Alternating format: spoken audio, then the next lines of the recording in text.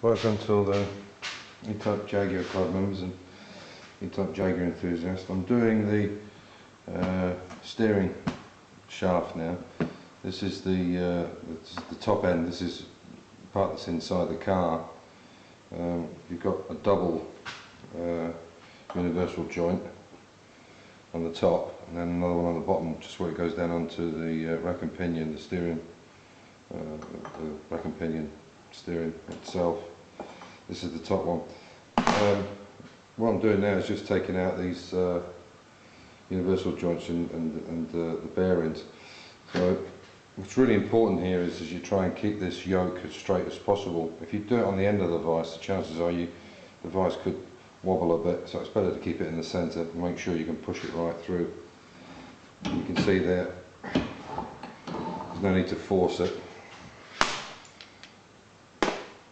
And you can see that's easy enough now to get hold of that cap with the roller bearings in it, or with the needle bearings in it, I should say. Take this out and you can take the yoke out.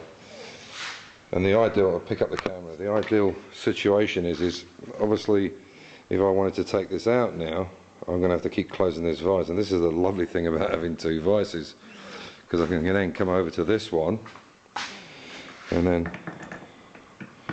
pop him in. And away we go. It's pretty difficult to do it with a camera, but I'll pop it in anyway. And as you can see, I can just take him off. Anyway, I won't waste time on the thing, but you can see it's easy enough. I can pull this out. I've already done it with these ones here. So having two vices is a very handy situation.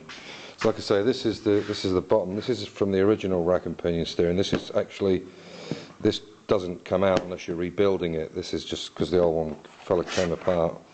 All you need is this universal joint here. This is actually in it if you buy a new one or you repair it. This would actually go onto the rack with the gearing on it, or the bar that's got serrated gearing for here. So yeah, one other thing. Okay, so this is I did the clutch last time, so I'm going to call this part 2 of the pedal box. You can see now that's all back together, and it's fairly obvious, I think, how that works. You can see that that's got a double spring on it, which is this old one here, and the other one has a single spring on it. You can see it. You can see where the, let me use a pointer again. You can see there's a single spring there, and then a double here. And the unfortunate thing is when I bought the car, I bought it and it was like 95, 96% complete. But somebody had taken the brake balance out, brake master cylinder balance out, and they'd taken the clutch master cylinder as well, and the front brakes. But it wasn't a big deal because I knew I was going to replace all the brakes and the steering anyway. But unfortunately, it means I don't have the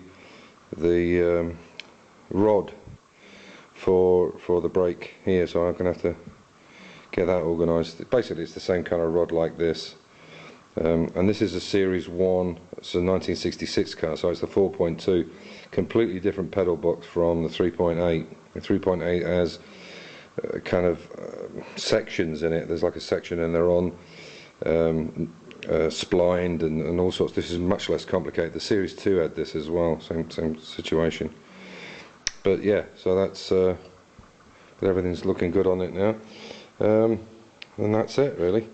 When you put this back in, I'll just take this master cylinder because I need to put the pedal on first, like this one is. When you're putting it back into the car, just make sure you don't put it's a bit dark, but make sure you don't put the pedals on, because it's quite a tight fit. I'll try and do this without scratching my car and do so basically what you need to do is get one in first and then offer it up, as you can see there. So yeah, anyway, a few more tips. I hope it's not too basic, but you know, sometimes these little things, they can help out. Anyway, thanks for watching in.